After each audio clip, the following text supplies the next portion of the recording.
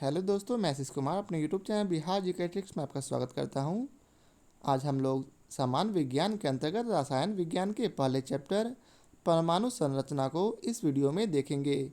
तो यदि आप लोगों ने अब तक हमारा channel Bihar GK tricks subscribe नहीं किया है तो इसे सब्सक्राइब कर लें, साथ ही बेल आइकन को जरूर दबाएं। तो आइए वीडियो को स्टार्ट करते हैं।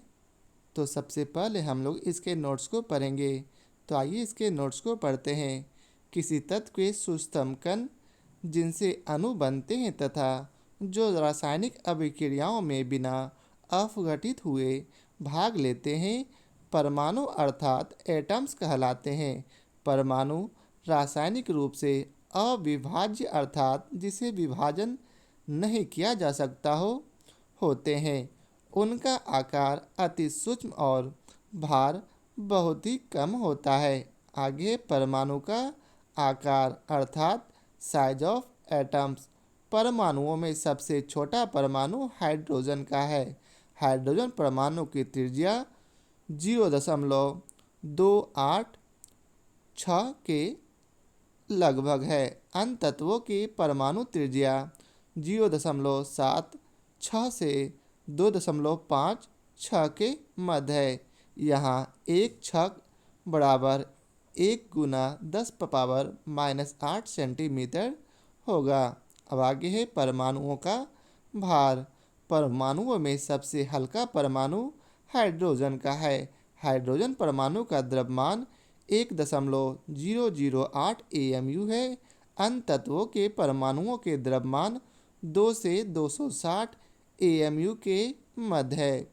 आगे है परमाणु की संरचना। 19वीं शताब्दी के मध्य तक परमाणु अर्थात एटम्स द्रव के सूक्ष्मतम अविभाज्य कण माने जाते थे, परंतु 19वीं शताब्दी के अंतिम दशक व उसके बाद में हुई वैज्ञानिक खोजों से यह ज्ञात हुआ कि परमाणु स्वयं विभिन्न प्रकार के अति सूक्ष्म कणों से बने हुए हैं, जिनको मूल कण कहते हैं। मूल कणों में कुछ कण अस्थायी अर्थात अस्टेबल कण है, शेष कण अस्थायी अर्थात अनस्टेबल कण है। अस्थायी कण परमाणु के बाहर स्वतंत्र अवस्था में रह सकते हैं। अस्थायी कणों का परमाणु के अंदर और परमाणु के बाहर क्षणिक अस्तित्व होता है। इलेक्ट्रॉन, प्रोटॉन और न्यूट्रॉन अस्थायी मूल कण है। वहीं पॉजिट्रॉन, न्यूट्रिनो, एंटी न्यूट्रिनो और मेसान अस्थायी कणों में आते हैं। इलेक्ट्रॉन, प्रोटॉन और न्यूट्रॉन परमाणु संरचना के प्रमुख मूल कण हैं। अब है इलेक्ट्रॉन। इलेक्ट्रॉन अति सूक्ष्म ऋणावेशित कण है। एक इलेक्ट्रॉन पर यूनिट ऋणावेश होता है। इलेक्ट्रॉन का द्रव्यमान हाइड्रोजन का परमाणु के द्रव्यमान के लगभग 1/1837 है। इलेक्ट्रॉन की खोज 1897 ईस्वी में इंग्लिश वैज्ञानिक जे टॉमसन ने कैथोड किरणों में की थी। अब है प्रोटॉन। प्रोटॉन अति सूक्ष्म धनावेशित कण है। एक प्रोटॉन पर यूनिट धनावेश होता है। प्रोटॉन का द्रव्यमान हाइड्रोजन परमाणु के द्रव्यमान के लगभग बराबर है। हाइड्रोजन परमाणु में से इलेक्ट्रॉन बाहर निकल जाते हैं, पर जो यूनिट धनावेशित कण शेष रह जाते हैं उसे हाइड्रोजन परमाणु का नाभिक या प्रोटॉन कहते हैं। आगे है जर्मन भौतिक विज्ञानी गोल्डस्टीन ने प्रोटॉन की खोज की थी। नेक्स्ट है न्यूट्रॉन। न्यूट्रॉन विद्युत उदासीन कण है। न्यूट्रॉन का द्रव्यमान हाइड्रोजन परमाणु के द्रव्यमान के लगभग बराबर है। न्यूट्रॉन की खोज वर्ष 1932 ईस्वी में इंग्लिश वैज्ञानिक जे चैडविक ने की थी। अब है परमाणु नाभिक का संगठन। परमाणु नाभिक की रचना प्रोटॉन और न्यूट्रॉनों से होती है। नाभिक का द्रव्यमान प्रोटॉनों और न्यूट्रॉनों के कारण तथा नाभिक का धनावेश केवल प्रोटॉनों के कारण होता है। प्रोटॉनों और न्यूट्रॉनों को सामूहिक रूप से न्यूक्लियॉन कहते हैं, क्योंकि ये कण परमाणु न्यूक्लियस अर्थात नाभिक के घटक है। आगे है, परमाणु में इलेक्ट्रॉन नाभिक के बाहर रहते हैं और नाभिक के चारों ओर अपेक्षाकृत कुछ दूरी पर विभिन्न कक्षाओं में घूमते रहते हैं। परमाणु में इलेक्ट्रॉनों की संख्या प्रोटॉनों की संख्या के बराबर होती है, इसलिए परमाणु विद्युत उदासीन होते हैं। अब है परमाणु क्रमांक अर्थात एटॉमिक नंबर। किसी तत्व के परमाणु नाभिक में उपस्थित प्रोटॉनों की संख्या उस तत्व का परमाणु क्रमांक, जिसे Z के द्वारा डिनोट किया जाता है, होता है। प्रत्येक तत्व का परमाणु क्रमांक निश्चित और स्थिर होता है। भिन्न भिन्न तत्वों के परमाणु क्रमांक भिन्न भिन्न होते हैं। हाइड्रोजन तत्व का परमाणु क्रमांक 1 है। इस कथन से यह अभिप्राय है कि हाइड्रोजन परमाणु के नाभिक में एक प्रोटॉन है। अब है द्रव्यमान संख्या अर्थात मास नंबर। किसी परमाणु के नाभिक में उपस्थित प्रोटॉनों और न्यूट्रॉनों की संख्या का योग उस परमाणु की द्रव्यमान संख्या कहलाती है, जिसे कैपिटल A के द्वारा सूचित किया जाता है। परमाणु की द्रव्यमान संख्या A बराबर नाभिक में प्रोटॉनों की संख्या प्लस नाभिक में न्यूट्रॉनों की संख्या। आगे है, किसी परमाणु की द्रव्यमान संख्या उस परमाणु के नाभिक में उपस्थित न्यूक्लियॉन की कुल संख्या को प्रदर्शित करती है। द्रव्यमान संख्या तत्व का मूल लक्षण नहीं है। किसी तत्व के भिन्न भिन्न परमाणुओं की द्रव्यमान संख्या भिन्न भिन्न हो सकती है। अब आगे है परमाणु भार। किसी परमाणु का परमाणु द्रव्यमान अर्थात या परमाणु भार उसकी द्रव्यमान संख्या के लगभग बराबर होता है, अर्थात परमाणु भार बराबर है किसके, तो द्रव्यमान संख्या के। वहीं परमाणु भार बराबर क्या होगा, चूँकि हम लोग जानते हैं कि द्रव्यमान संख्या बराबर नाभिकों में प्रोटॉन की संख्या प्लस नाभिकों में न्यूट्रॉन की संख्या, तो उसी तरह परमाणु भार बराबर नाभिक में प्रोटॉनों की संख्या प्लस नाभिक में न्यूट्रॉनों की संख्या। आगे है सम इलेक्ट्रॉनिक। जिन आयनों और परमाणुओं में इलेक्ट्रॉनों की कुल संख्या बराबर होती है उसे सम इलेक्ट्रॉनिक कहते हैं। सम इलेक्ट्रॉनिक आयनों और परमाणुओं के इलेक्ट्रॉनिक विन्यास एक जैसे होते हैं। उदाहरण के लिए sodium plus ion, magnesium plus ion, ferric plus ion, oxygen plus ion, neon, ये सभी जो हैं सम इलेक्ट्रॉनिक हैं। इनमें प्रत्येक में 10 इलेक्ट्रॉन हैं। अब आगे है समस्थानिक, जिसे अंग्रेजी में आइसोटॉप्स कहते हैं। समान परमाणु क्रमांक परंतु भिन्न भिन्न परमाणु द्रव्यमानों या द्रव्यमान संख्याओं के परमाणुओं को समस्थानिक कहते हैं। आवर्त सारणी में किसी तत्व के समस्थानिकों का स्थान अलग अलग न होकर एक ही होता है, क्योंकि उनका परमाणु क्रमांक समान होता है। हाइड्रोजन तत्व के 3 समस्थानिक ज्ञात है, जिनका परमाणु क्रमांक 1 है, परंतु उनकी द्रव्यमान संख्या क्रमशः 1, 2 और 3 है। इन समस्थानिकों को हाइड्रोजन 1, हाइड्रोजन 2, ड्यूटेरियम या डी और हाइड्रोजन 3 अर्थात ट्राइटियम या टी कहते हैं। अब आगे है ऑक्सीजन तत्व के 3 समस्थानिक ज्ञात है, जिनका परमाणु क्रमांक 8 है, परंतु उनकी द्रव्यमान संख्या क्रमशः 16, 17 और 18 है। इन समस्थानिकों को ऑक्सीजन 16, ऑक्सीजन 17 और ऑक्सीजन 18 कहते हैं। किसी तत्व के समस्थानिकों में प्रोटॉनों की संख्या समान होती है, परंतु न्यूट्रॉनों की संख्या भिन्न भिन्न होती है। अब आगे है समभारिक, अर्थात आइसो बार समान परमाणु द्रव्यमान या द्रव्यमान संख्या, परंतु भिन्न भिन्न परमाणु क्रमांक के परमाणुओं को समभारिक कहते हैं। आवर्त सारणी में समभारिकों का स्थान अलग अलग होता है क्योंकि उनके परमाणु क्रमांक भिन्न भिन्न होते हैं। यहाँ आप देख सकते हैं कि इनका परमाणु क्रमांक भिन्न भिन्न है लेकिन परमाणु द्रव्यमान समान है, जिसे समभारिक कहते हैं क्योंकि इनका परमाणु द्रव्यमान समान है परंतु इसके परमाणु क्रमांक भिन्न भिन्न है। वहीं आगे है, समभारिकों के नाभिकों में प्रोटॉनों और न्यूट्रॉनों की संख्या का योग समान होता है परंतु प्रोटॉनों की संख्या भिन्न भिन्न होती है।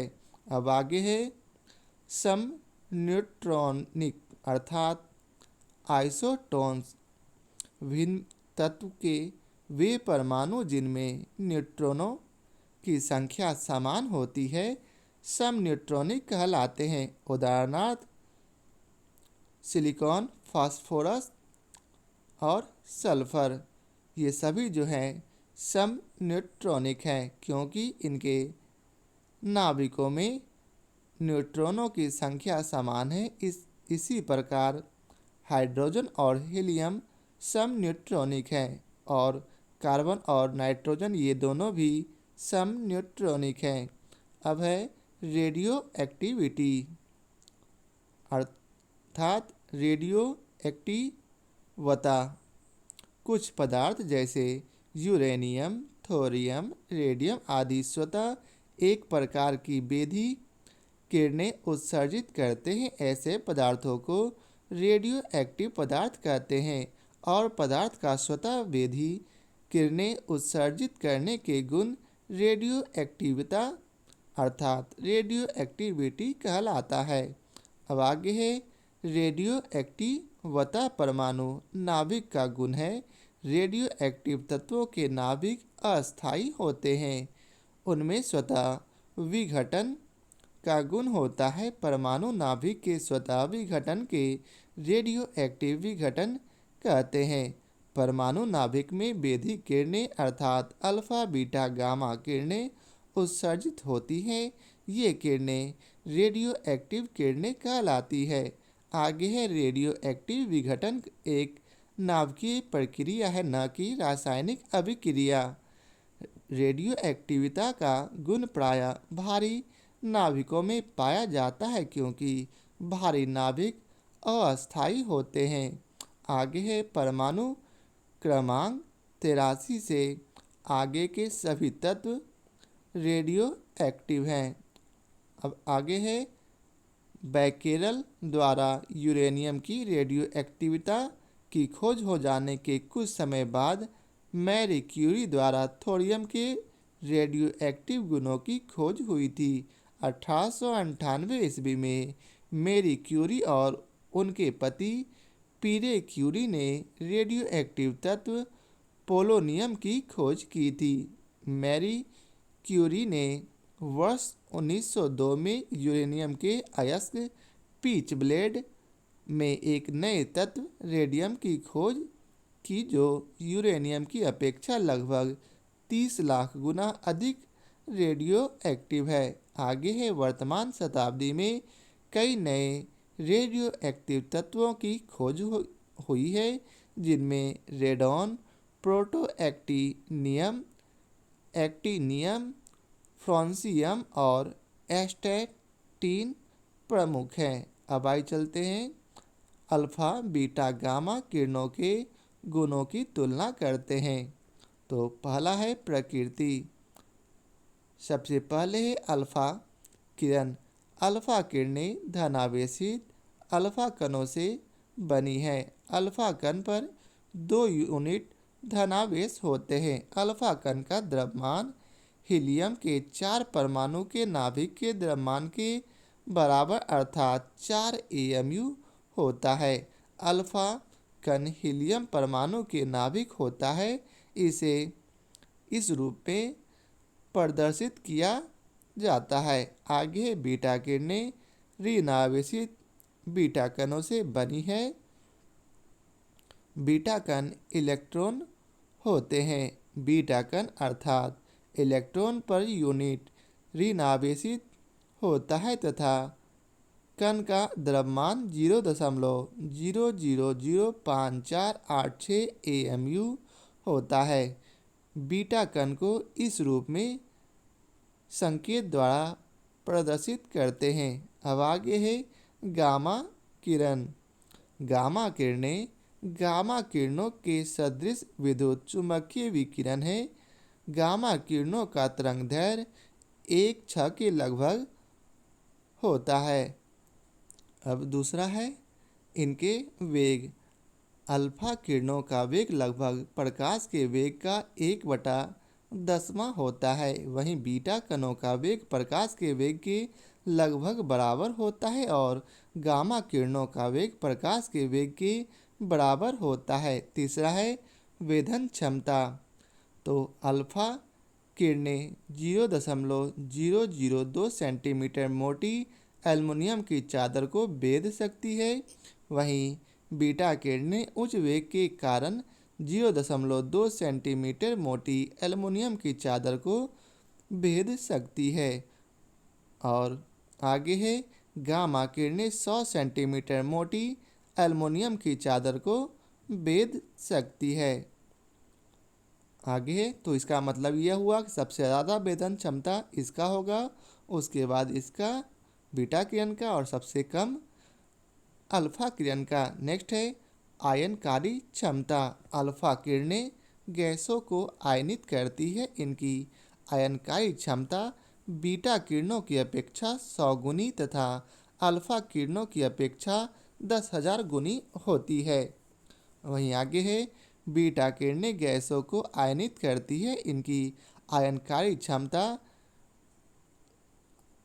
गामा किरणों की अपेक्षा 100 गुनी होती है और गामा किरणें गैसों को आयनित करती है। इनकी आयनकारी क्षमता अल्फा किरणों का 1/10,000 गुनी और बीटा किरणों की 1/100 गुनी होती है। अर्थात सबसे ज़्यादा आयनकारी अल्फा होगी, उसके बाद बीटा और सबसे कम गामा। अब आइए चलते हैं आगे पढ़ते हैं। पाँचवा विद्युत और चुंबकीय क्षेत्रों का प्रभाव अल्फा बीटा और गामा किरण पर क्या पड़ता है। तो अल्फा किरणें विद्युत क्षेत्र के ऋण आवेशित प्लेट की ओर विक्षेपित हो जाती है। अल्फा किरणें चुंबकीय क्षेत्र में भी विक्षेपित है। वहीं बीटा किरणें विद्युत क्षेत्र में धन आवेशित प्लेट की ओर मुड़ जाती है। बीटा किरणें विद्युत क्षेत्र में अल्फा किरणों की अपेक्षा अधिक विक्षेपित होती है क्योंकि अति अल्प द्रव्यमान के कारण बीटा कणों के आवेश और द्रव्यमान का अनुपात बहुत उच्च होता है। बीटा किरणें चुंबकीय क्षेत्र में भी विक्षेपित होती है। आगे है गामा किरणें विद्युत उदासीन होती है। इन किरणों पर विद्युत और चुंबकीय क्षेत्रों का कोई प्रभाव नहीं पड़ता है। अब छठा है फोटोग्राफिक फोटोग्राफिक प्लेट पर प्रभाव। अल्फा किरणें फोटोग्राफिक प्लेट को काला कर देती है। वहीं बीटा किरणें फोटोग्राफिक प्लेट को अल्फा किरणों की अपेक्षा कम काला करती है और गामा किरणें फोटोग्राफिक प्लेट को सबसे कम काला करती है। सातवां है बेरियम प्लेटिनो साइनाइड और जिंक सल्फाइड पर प्रभाव। तो अल्फा किरणें प्रतिदीप्त उत्पन्न करती है, वहीं बीटा किरणें प्रतिदीप्त उत्पन्न करती है और गामा किरणें प्रतिदीप्त उत्पन्न करती है। अर्थात ये तीनों जो है इन पे प्रतिदीप्त उत्पन्न करती है।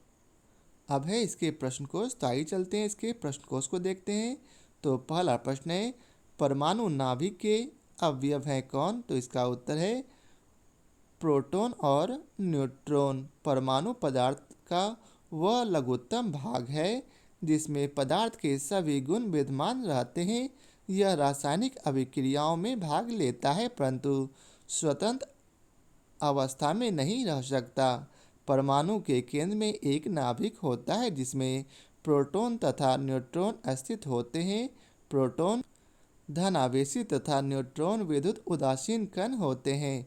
परमाणु में इलेक्ट्रॉन नाभिक के चारों ओर एक निश्चित कक्षा में चक्कर लगाते हैं, जिन्हें ऊर्जा स्तर अर्थात एनर्जी लेवल कहते हैं। अब अगला प्रश्न है, आणविक संरचना के बारे में निम्नलिखित में से कौन सा कथन सही है? तो इसका उत्तर है सी अर्थात प्रोटॉन तथा न्यूट्रॉन न्यूक्लियस में होते हैं तथा इलेक्ट्रॉन न्यूक्लियस के इर्द गिर्द चक्कर लगाते हैं। अब आइए चलते हैं अगले प्रश्न पर। अगला प्रश्न है, निम्नलिखित में से कौन सा अणु अर्थात एटम का भाग नहीं है? तो इसका उत्तर है फोटॉन। इलेक्ट्रॉन, प्रोटॉन और न्यूट्रॉन परमाणु के मूल अवयव हैं, जबकि फोटॉन ऊर्जा के बंडल होते हैं जो प्रकाश के वेग से चलते हैं। सभी प्रकार की विद्युत चुंबकीय किरणों का निर्माण इन्हीं मूल कणों से होता है। अब अगला प्रश्न है, एक ही प्रकार का परमाणु निम्न में से किसमें मिलता है? तो इसका उत्तर है प्राकृत तत्व में। एक ही प्रकार का परमाणु प्राकृत तत्व में मिलता है। अब अगला प्रश्न है, परमाणुवीय नाभिक किसने खोजा था? तो इसका उत्तर है रदरफोर्ड ने। परमाणु के नाभिक की खोज अर्नेस्ट रदरफोर्ड ने वर्ष 1911 में की थी। अब अगला प्रश्न है, एटम में न्यूट्रॉन की खोज किसने की थी? तो इसका उत्तर है चैडविक ने। रदरफोर्ड ने एक परमाणु में न्यूट्रॉन के अस्तित्व को प्रस्तावित किया था, किंतु न्यूट्रॉन की खोज वर्ष 1932 में चैडविक ने की थी। उन्हें पता लगाया कि बेरियम तथा अन्य परमाणुओं पर यदि तीव्र गति वाले कण की बम वर्षा की जाए तब उसमें से विद्युत उदासीन कण निकलते हैं, जिन्हें न्यूट्रॉन कहते हैं। अब अगला प्रश्न है, निम्नलिखित में से कौन एक अणु परमाणु कण नहीं है? तो इसका उत्तर है ड्यूटॉन। अणु परमाणु प्रारंभिक या सम्मिश्र परमाणु होते हैं जो अणु से छोटे होते हैं। अणु परमाणु कणों में इलेक्ट्रॉन, प्रोटॉन, न्यूट्रॉन शामिल हैं। ड्यूट्रॉन एक अस्थिर कण है जिसमें एक प्रोटॉन तथा एक न्यूट्रॉन होता है।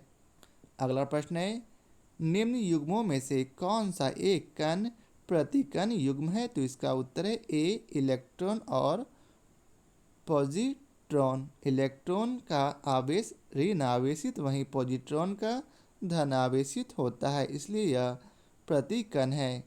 अधिकतर कणों के अनुरूप उनसे संबंध एक प्रतिकण होता है जिसका द्रव्यमान उस कण के द्रव्यमान के बराबर, जबकि विद्युत आवेश उस कण के विपरीत होता है। उदाहरण के तौर पर इलेक्ट्रॉन का प्रतिकण धन आवेशित एंटी इलेक्ट्रॉन या पॉजिट्रॉन होते हैं। अब अगला प्रश्न है जिसमें आपको मिलान करना है, तो आप लोग चाहें तो इस प्रश्न को ध्यान से देखें और मिलान करें।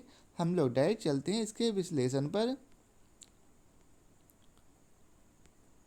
पॉजिट्रॉन एक धन आवेशित मूल कण है जिसका द्रव्यमान एक आवेश इलेक्ट्रॉन के बराबर होता है, इसलिए इसे इलेक्ट्रॉन का विरोधी कण कहते हैं। इसका प्रचक्रण 1/2 होता है। वहीं न्यूट्रिनो ये द्रव्यमान एवं आवेश रहित मूल कण है। इनकी खोज पाउली ने की थी। आगे है क्वार्क। क्वार्क पदार्थ का मूल कण है जिससे अधिकांश पदार्थ बने हैं। क्वार्क मिलकर हैड्रॉन बनाते हैं। क्वार्क का आंशिक आवेश मूल कण का -1/3 या +2/3 होता है। वहीं नेक्स्ट है फोनॉन। फोनॉन ध्वनि के लघुत्तम कण है। दृढ़ क्रिस्टल बीमा के कंपन में फोनॉन को पाया जाता है। अब अगला प्रश्न है, अल्फा कण के 2 धन आवेश होते हैं, इसका द्रव्यमान लगभग बराबर होता है। तो इसका उत्तर है बी हीलियम के एक परमाणु के नाभिक के। अल्फा कण हीलियम नाभिक के समान 2 प्रोटॉन तथा 2 न्यूट्रॉन से मिलकर बने होते हैं। ये द्विआवेश युक्त हीलियम आयन होते हैं। इनका द्रव्यमान हीलियम नाभिक के द्रव्यमान के बराबर होता है। इनकी मात्रा हाइड्रोजन परमाणु की मात्रा की 4 गुनी होती है। अब अगला प्रश्न है, हीलियम के नाभिक में होता है क्या? तो इसका उत्तर है 2 प्रोटॉन और 2 न्यूट्रॉन। अगला प्रश्न है, निम्नलिखित में से किसमें ऋणात्मक आवेश होती है? तो इसका उत्तर है बीटा कण में। अल्फा कणों से बनी होती है जो धन आवेशित हीलियम नाभिक होते हैं। बीटा कण ऋण आवेशित इलेक्ट्रॉन एवं गामा किरण अनावेशित होती है। गामा विद्युत चुंबकीय तरंगे होती है। अब अगला प्रश्न है, परमाणु में कक्षों को भरने का क्रम नियंत्रित होता है। तो इसका उत्तर है ए, अफबाउ सिद्धांत द्वारा। अफबाउ एक जर्मन शब्द है जिसका अर्थ होता है निर्माण।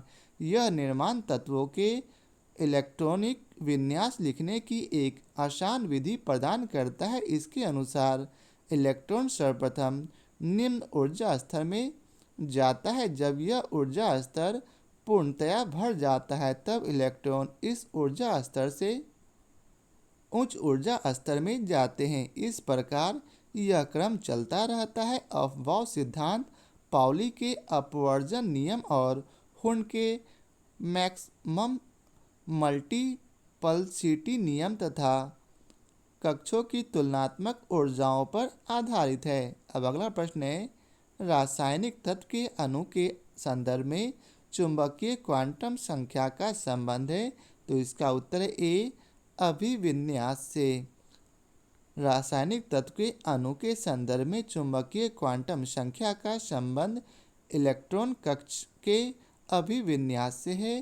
प्रिंसिपल क्वांटम संख्या कक्ष के आकार और ऊर्जा को एजीमुथल क्वांटम संख्या कक्षा की त्रिविमीय आकृति को तथा स्पिन क्वांटम संख्या कक्ष में इलेक्ट्रॉन के चक्रण को बताती है।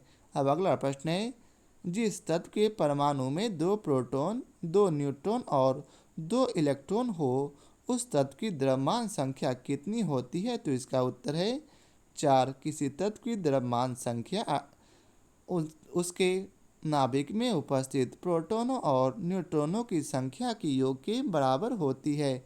अर्थात द्रव्यमान संख्या बराबर प्रोटॉन प्लस न्यूट्रॉन बराबर 2 + 2 = 4। अगला प्रश्न है, एक तत्व के इलेक्ट्रॉनों और न्यूट्रॉनों की संख्या क्रमशः 18 तथा 20 है। इस तत्व की द्रव्यमान संख्या क्या होगी? तो इसका उत्तर सी, 38।